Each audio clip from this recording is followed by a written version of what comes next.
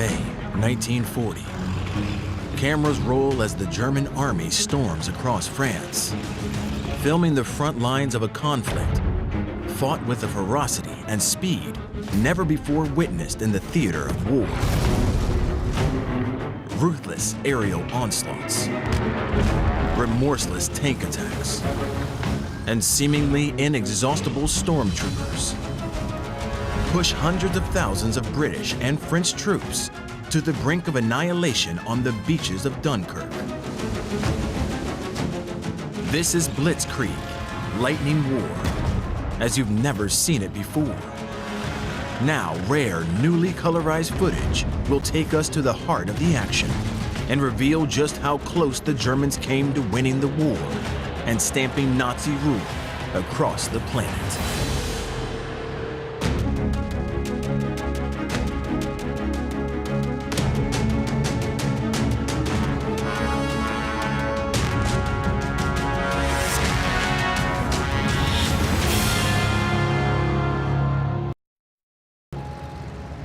Summer, 1937. Edwin Graf Rothkirch and his 13-year-old son Leopold enjoy the international exhibition in Paris.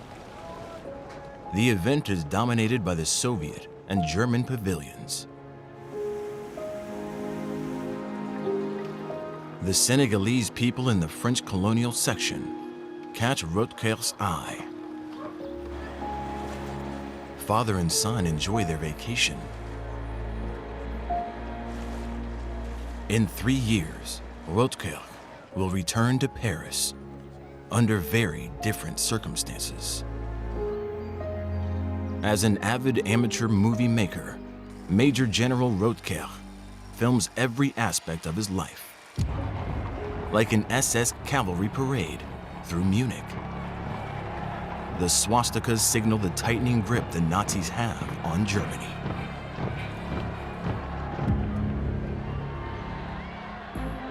By the end of the 1930s, Adolf Hitler's popularity in Germany is at an all-time high. In Berlin, tens of thousands crowd around the city's cathedral to hear him speak. Hitler makes no secret of his desire to expand the German Empire, to provide Lebensraum, greater living space, for his people.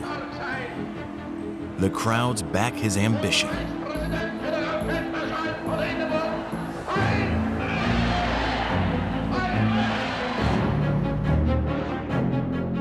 In March 1939, German forces sweep across Czechoslovakia. The jubilant Führer takes a victory lap through the capital, Prague. The Western superpowers of Britain and France don't respond. So Hitler sets his sights on Poland.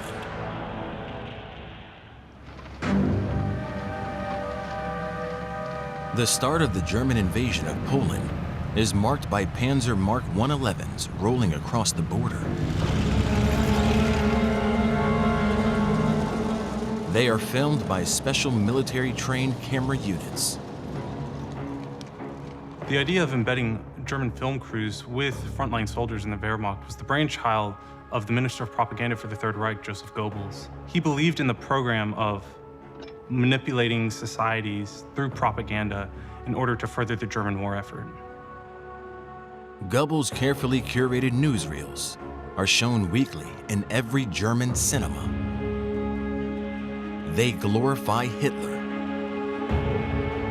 and celebrate the German military. Goebbels orders German planes to be equipped with the latest cameras.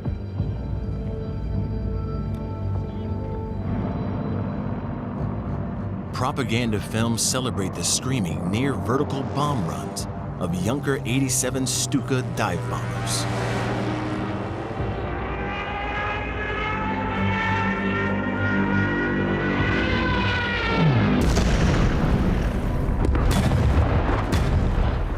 By filming and documenting the Wehrmacht as it advanced across enemy soil, in particular by showing tanks advancing down enemy roads and contrasting that with defeated and fleeing civilians, it helped advance the mythos of an unstoppable German army that swept all before it. It was the perfect way to showcase this new, bigger, faster, and stronger, revitalized German army.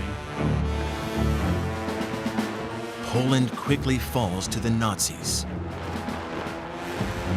In Warsaw, Hitler brazenly celebrates with yet another victory parade. But this time, his belief the Western powers won't intervene is wrong.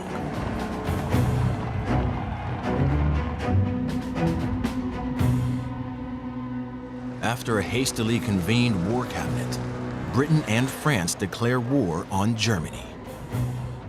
Hitler is shocked after the invasion of Poland when the Allies declare war. He's provoked them over and over again, and they haven't reacted. He turns to an aide at the time and supposedly says, "What now?" Now, we think this story may be apocryphal, but there seems to be a real sense of surprise on Hitler's part that the Allies have finally declared war. In Paris, French newsreels show off their own military might, parading under the Arc de Triomphe, a symbol of past glories.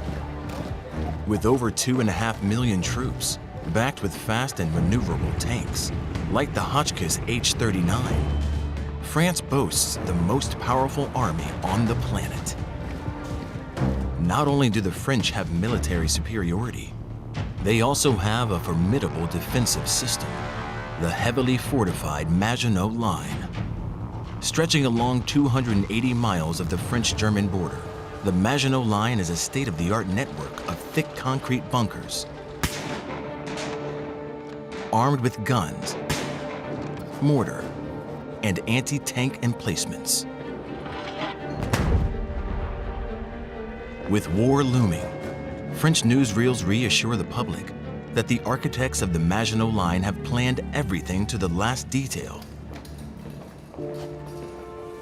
even to its restaurant-standard kitchens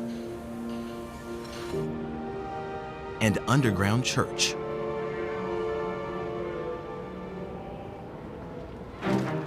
The Germans also see the newsreels. To try and even up the military balance with the French, the Wehrmacht goes into recruitment overdrive.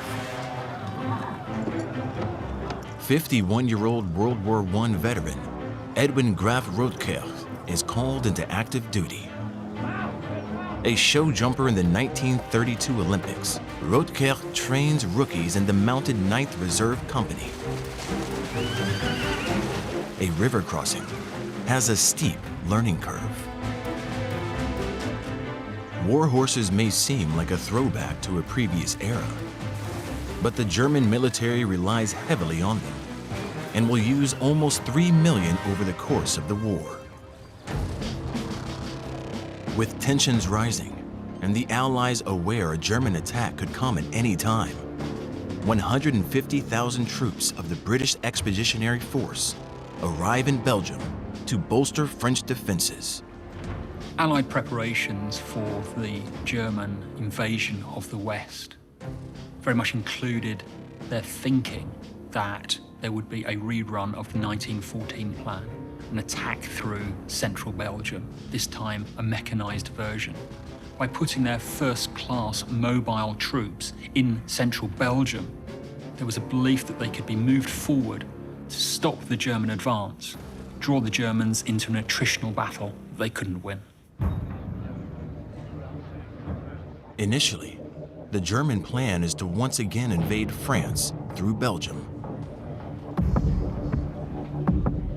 But a staff officer, Erich von Manstein, is frustrated by the lack of tactical innovation shown by Hitler's general staff. I found it humiliating that our generation could do nothing better than repeat an old recipe. Manstein is not afraid to speak his mind. Manstein's plan demanded that the Germans used radical military thought, particularly the modern use of tank forces. The aim was to deal the enemy a psychological blow using the most modern techniques that would see the Allies crumple and wilt before their eyes. Hitler was delighted with the plan that Manstein gave him. It was not only a radical plan using radical methods, It will give the Germans the opportunity to win a huge strategic success in days and weeks rather than months and years. Manstein's plan is for Army Group B to attack the Netherlands and Belgium. But this is a feint. While the Allies are engaged in the north, Army Group A will sweep into France just above the Maginot Line through the dense Ardennes woods. Then head north to launch a sneak attack and destroy the Allied armies from behind. The German High Command had a huge amount of skepticism regarding Manstein's plan. It required funneling large numbers of German tanks through the densely wooded Ardennes forest. If anything were to go wrong, it would strand thousands of vehicles and tanks in place. This would make them sitting ducks for the Allied air forces if they were to be spotted and discovered. But Manstein trusts the power of his war machines. He promises Hitler his mechanized forces will deliver a quick and decisive victory in France, and the complete annihilation of their enemies. In the spring of 1940, the French are confident they are ready to deal with anything the Germans throw at them. A rarely seen documentary by French filmmaker Henri Lepage gives a morale-boosting insight into the French army's readiness for war. The troops enjoy sporting events, live music, and movie nights.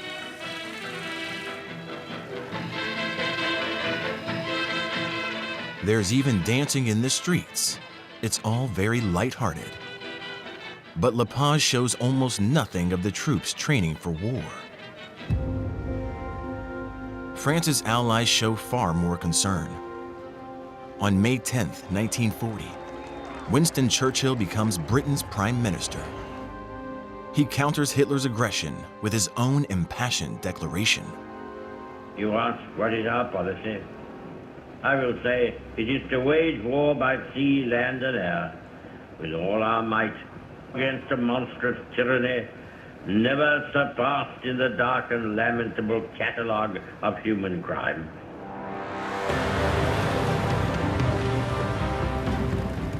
The same day, the Germans launched their invasion of France. Army Group B begins its offensive in the north. Cameras roll as Luftwaffe Dornier 17 pilots release their deadly payload on air bases across the Netherlands and Belgium.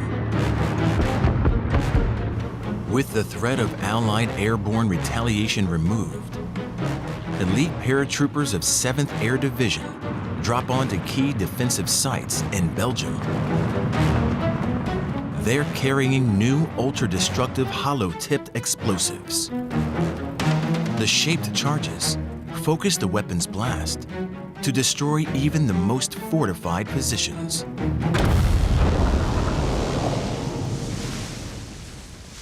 In response, the unsuspecting British Expeditionary Force directs its units towards Belgium. French camera crews film the smiling troops as they rush headlong into the trap laid by the Germans. With the Allies engaged in the north, German Army Group A makes its move into France. Manstein's plan is running like clockwork. Until French reconnaissance pilots report a 100-mile traffic jam of German armed vehicles heading towards the Ardennes. Packing so many panzers onto one road has brought Army Group A to a grinding standstill. The jig could be up. Stationary German tank commanders wait for the Allies to strike. Again and again, I cast a worried look up at the bright blue sky. My division now presents an ideal attack target. An Allied airstrike on the stationary tanks, and World War II could be over. But the airstrike never happens. The Allies don't bombard the Germans in the Ardennes forest for a simple reason. They don't expect them to be there. It's the whole point of the German plan. No one would line up all your tanks on a single column on a single road and drive them into the Ardennes. It's the very element of surprise the Germans are counting on. The tank gridlock is finally broken by a German officer coordinating the traffic from the air.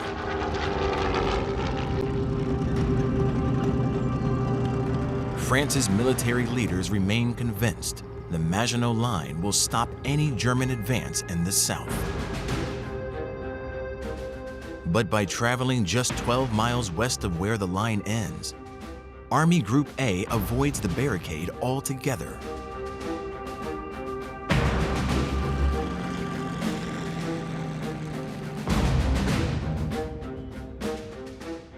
Despite the failure of the Maginot Line to stop the German advance, the French generals still aren't worried. The Ardennes' 4,000 square miles of rough terrain and dense deciduous forest should be impassable to the Nazis' large, heavy panzers.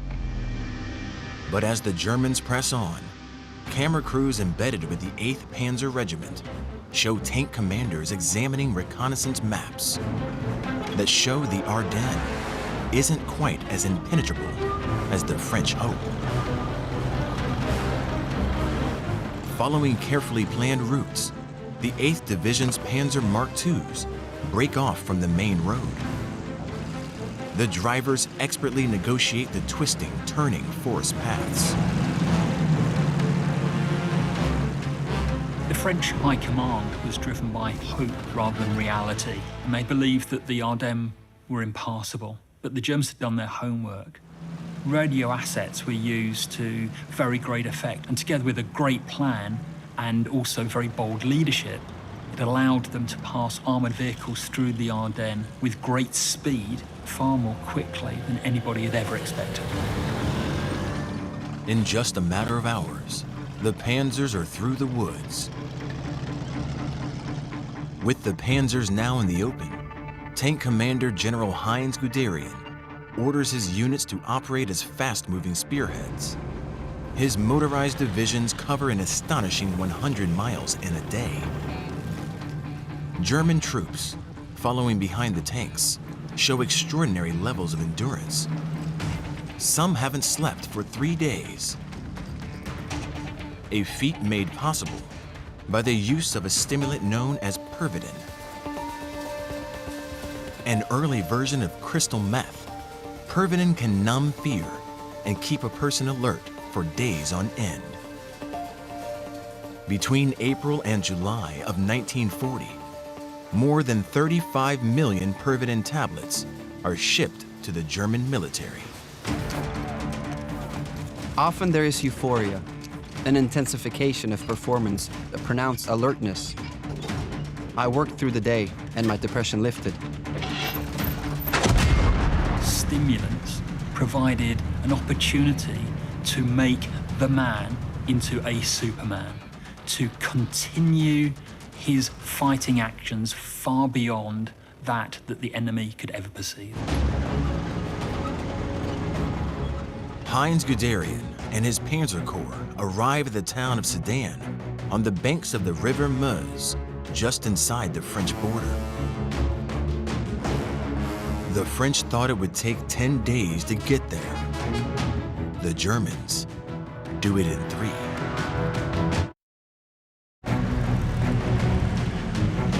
Standing in the path of the German Blitzkrieg into France is the French Second Army at Sedan, 16,000 troops housed in concrete blockhouses. Expecting a World War I-style engagement, they dig in, ready to repel any frontal assault. Guderian has other ideas. He calls in the Luftwaffe. For the next 8 hours, 12 squadrons of Stuka dive bombers fly more than 1,000 sorties over the French soldiers entrenched in Sedan. It's the most intense aerial bombardment the Luftwaffe will deliver in the entire war.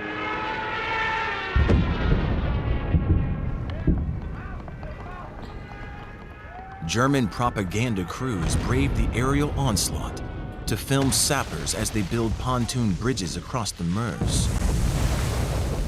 Few bunkers are hit, and there are just 56 casualties. But the bombing exceeds even the horror of the gas attacks in the First World War. The French soldiers are psychologically devastated. The attack was far worse than my imagination could have invented. The explosions were so frequent, you could not distinguish between individual bomb blasts.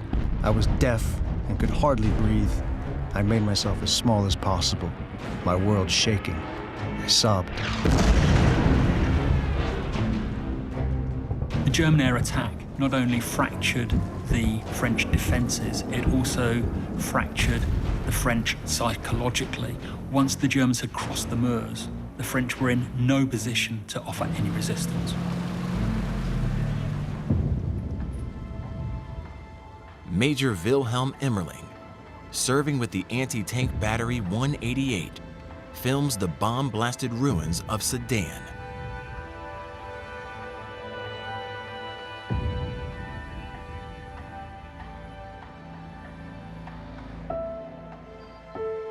Empty pillboxes stand silent.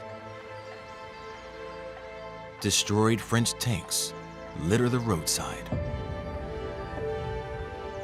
And POWs from the French Second Army stare glassy-eyed at the camera. While Wilhelm Emmerling and his crew sit back and play cards. Guderian commands his mechanized units to continue the Blitzkrieg towards the unwary Allied armies in the north.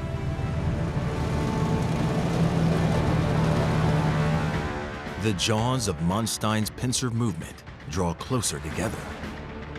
Trapped in the Germans' grip are 12 divisions of the British Expeditionary Force, 28 French divisions, and almost the entire Belgian army, totaling over 1 million men. Guderian, who was really at the spearhead of this advance, really recognized an opportunity to capture the entire Allied army. If Britain and France lost that many soldiers, they wouldn't be able to recover from that, and that would effectively end the war. Realizing the precarious state of the Allied forces, Churchill asks his generals to prepare for a worst-case scenario. Churchill, for the first time, has to confront the possibility that he'll have to withdraw British manpower from the continent in order to preserve British fighting strength. This means abandoning his ally, the French, in their most urgent and dire time of need.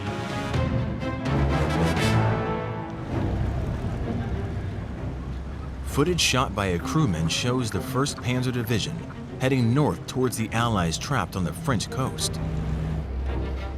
After his success in the south, Tank Commander Heinz Guderian is in a relaxed mood. It seems like nothing can stop his panzers. Tank commanders sit drinking champagne, while their crews smoke celebratory cigars, all confident the enemy is at their mercy and a famous victory will soon be theirs. But their leaders aren't so sure.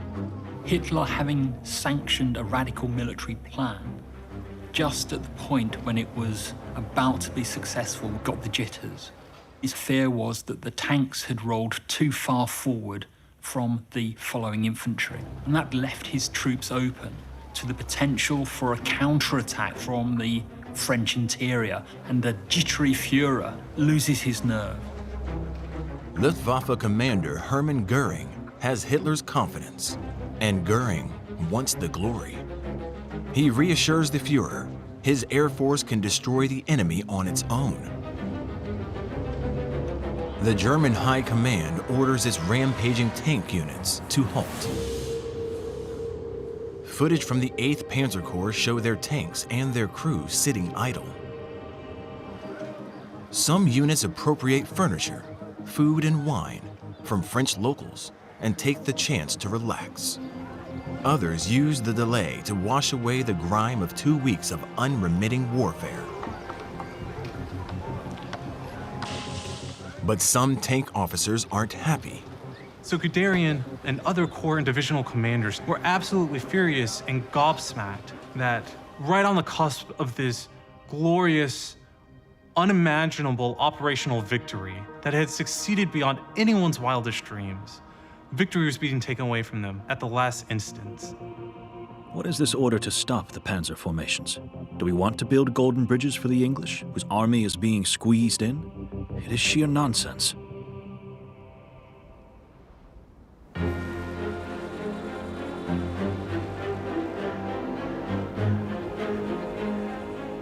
The British Admiralty is frantically planning an evacuation across the Channel.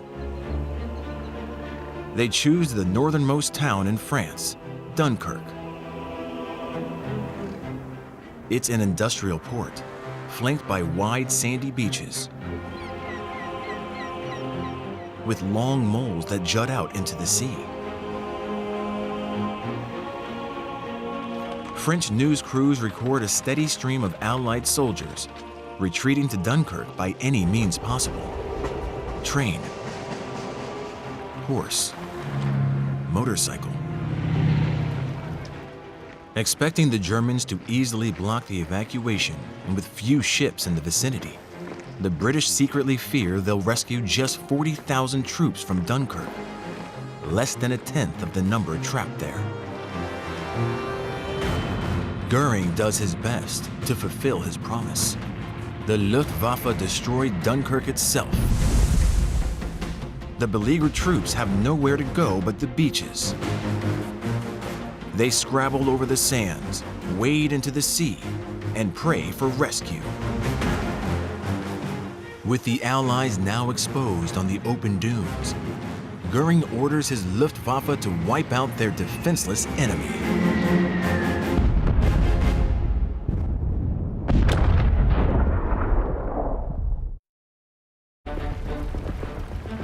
Almost 500,000 Allied troops are trapped on the docks and beaches of Dunkirk.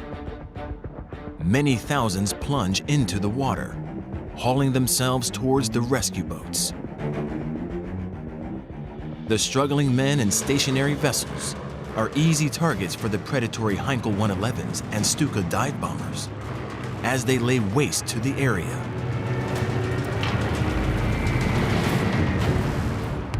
Running protection for the bombers are Messerschmitt Bf-109 fighter planes.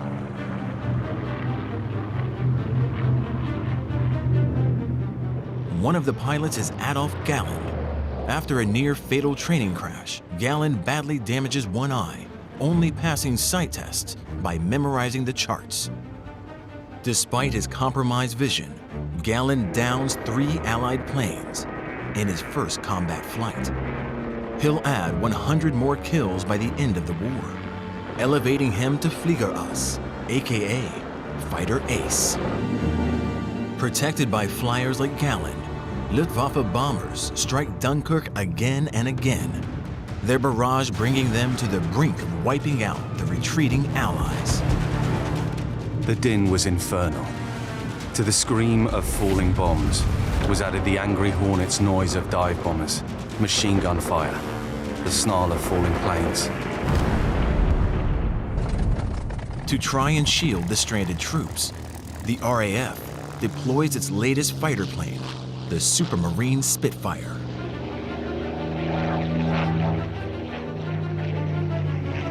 Some are fitted with cameras that activate when the guns fire. They capture the Spitfire at its deadliest, shooting down a Stuka dive bomber. The RAF sends 16 fighter squadrons to attack the Luftwaffe over Dunkirk.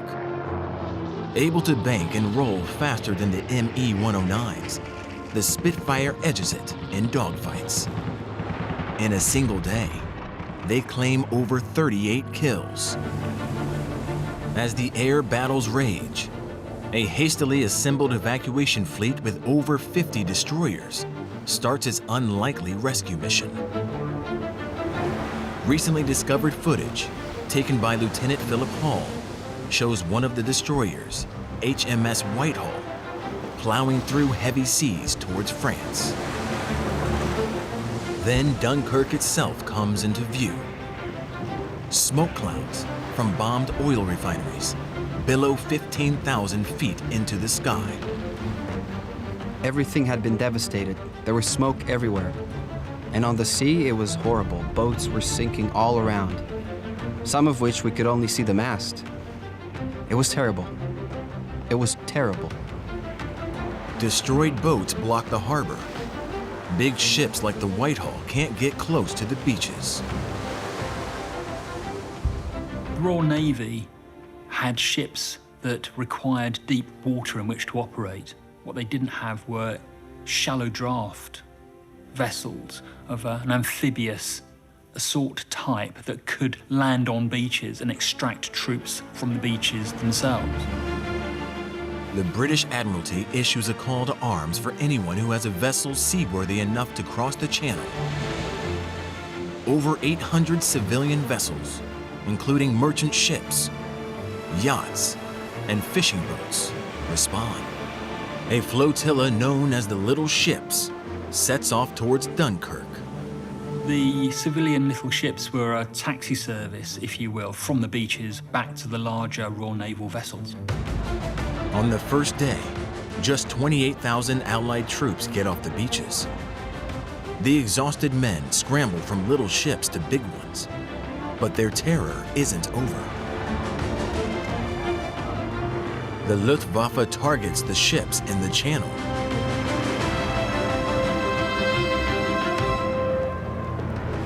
The RAF and anti-aircraft weapons throw up a protective wall of gunfire, but cracks remain. We were attacked relentlessly by Stukas. I remember seeing a paddle steamer, and I watched a Stuka dive bombing it. It looked like the bomb had gone down the funnel. The whole thing disintegrated. I think they lost 2,000 chaps.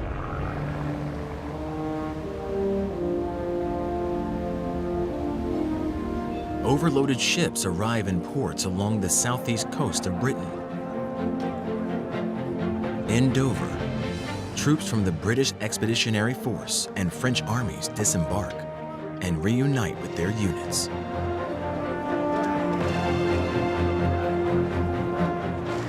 Many are scarred, mentally and physically. The walking wounded are helped down the gangplank, while the worst of the injured are lifted off. For 8 days, the desperate Allied evacuation continues. The RAF fly wave after wave over Dunkirk, its aerial umbrella denying Goering's Luftwaffe its vow to annihilate the Allies. In Dunkirk, Major Wilhelm Emmerling reveals a scene of utter devastation. His footage shows once ornate villas reduced to burnt-out shells. The ruined church of Saint Eloi gutted by incendiary bombs. The town's rubble hiding many of the 1,000 civilians killed by the Luftwaffe's indiscriminate bombing. And wrecked hulls litter the beach, a silent reminder of the 240 Allied vessels lost in the evacuation. Dunkirk was a graveyard. The whole scene was filled with a sense of finality and death. The curtain was ringing down on a great tragedy. Over 16,000 French and British troops died during the evacuation. The dead buried by their comrades in arms. With the fleeing expeditionary force abandoning nearly all of its tanks, vehicles, and equipment. But thanks to the unremitting bravery of the crews of the Navy, the Little Ships, and the RAF, 340,000 Allied soldiers are rescued. Many more than the 40,000 that were expected to be saved. Despite the chastening defeat in France, British newsreels headline the evacuation as the Miracle of Dunkirk. The evacuation from Dunkirk was superbly planned, brilliantly executed. We find that it's a great morale boost for all British people. But also, the evacuation allowed the Allies to take off the beaches of Dunkirk a very important, experienced cadre of troops that provided the basis for an expansion of the British Army. It gives them the wherewithal psychologically to continue the fight, even if that meant standing alone. Churchill uses Dunkirk as a rallying cry for Britain to escalate its war efforts. We shall fight on the beaches, we shall fight on the landing grounds, we shall fight in the fields and in the streets. We shall never surrender.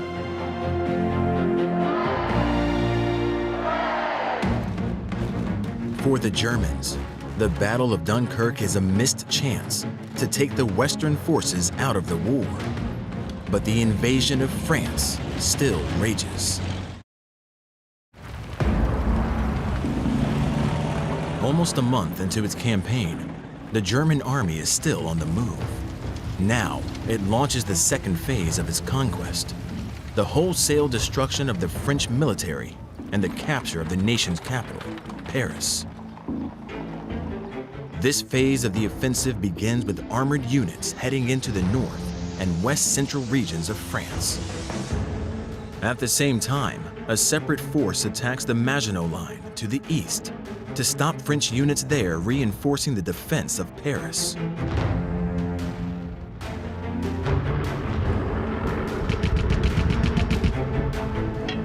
It's now the heart of France that faces the Blitzkrieg. French fighters fiercely defend their homeland. In Amiens, they repeatedly drive the German Fourth Army back with concentrated machine gun and artillery fire. But soon, even the most dogged French units are overwhelmed by the German onslaught. French tanks are no match for German firepower. Their crews pay the ultimate price. Among the hardest hit divisions in the French army are Black African troops drawn mainly from France's colonies in West Africa. The aftermath of one bloody encounter is filmed by Wehrmacht cavalry captain Harold von Vietinghoff-Riesch. Nazi racial stereotypes and propaganda had depicted African colonial soldiers as a wild, unhinged, savages almost. This served a couple of purposes. First, it reinforced the superiority of Aryans. Secondarily, it convinced the Wehrmacht that African colonial soldiers were to be treated without quarter and without mercy. Vietinghoff's footage shows captured African troops forced to drag corpses from burning buildings and dig mass graves for their fallen comrades. We see massacres propagated against African colonial soldiers. When African soldiers surrender, they're put in camps, and their conditions are generally worse than with white French POWs. And part of this, again, comes down to the idea that Africans are subhuman, that they're less than the fully civilized and fully developed Aryan race. General Edwin Rotker visits one such POW camp. As he did on his trip to Paris 3 years earlier, Rotker appears fascinated by black faces. He films as starving POWs fight over the raw entrails of a goat. A sobering insight into the suffering of the 120,000 French colonial troops captured by the Nazis. Many of the African soldiers are summarily killed by the Germans, while others are used as test subjects in degrading anthropological and medical experiments.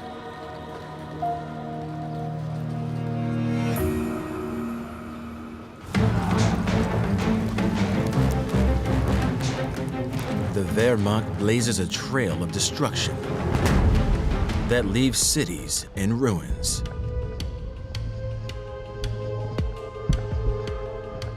And the French army decimated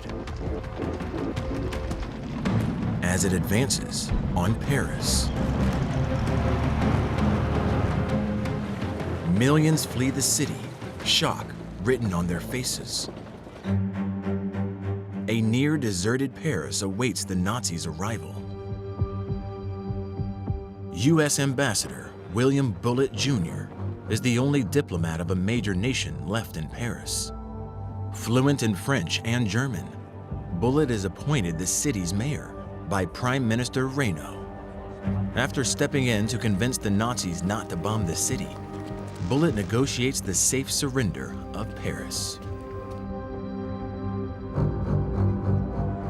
Just 6 weeks after the start of its invasion of France, the German army enters the French capital unopposed. Standing on the same street where he'd vacationed with his son 3 summers earlier, Edwin Rotker films a German Guard division as it parades from the Arc de Triomphe, then along the Champs-Élysées, the avenue of fallen heroes. Hitler demands that victory becomes a huge propaganda event. Hitler sought to obliterate the memory of the defeat of Germany in 1918, one that was very painful for him and for the wider German nation. On entering Paris, the Germans wasted no time in branding it their own. Monuments, particularly those that were relevant to the French success in the First World War, were initially draped in the swastika flag and then eventually destroyed. Prime Minister Reynaud is replaced by World War I veteran Field Marshal Philippe Pétain. With the Nazis now in control of much of France, Pétain negotiates an armistice with Hitler. The Germans win the campaign quite rapidly and in style. And Hitler rubs France's nose in their defeat. He has the surrender ceremony take place in the same rail car where the Germans signed the armistice at 1918. The railway carriage is transported from a museum to the exact location where 22 years earlier, the Germans surrendered to the French after the First World War. Film crews capture a gloating Hitler, strutting as he arrives to sign the armistice papers. The newsreels highlight every detail of the humiliated French and their moment of defeat. A week later, Hitler orders the railway carriage destroyed. The Blitzkrieg campaign may have been von Manstein's brainchild, but Hitler takes the credit and the glory. In the aftermath of the Battle of France, Hitler had a new sense of self-confidence. He began to view himself as a military genius. Hitler believed that he was the only one going forward who would be able to drive the German military machine. He begins to view the war as a contest between him and the rest of the world. Once again, Hitler celebrates with a victory lap, this time before adoring crowds in Berlin. Emboldened by his success in France, Hitler accelerates his campaign to stamp Nazi authority across the globe.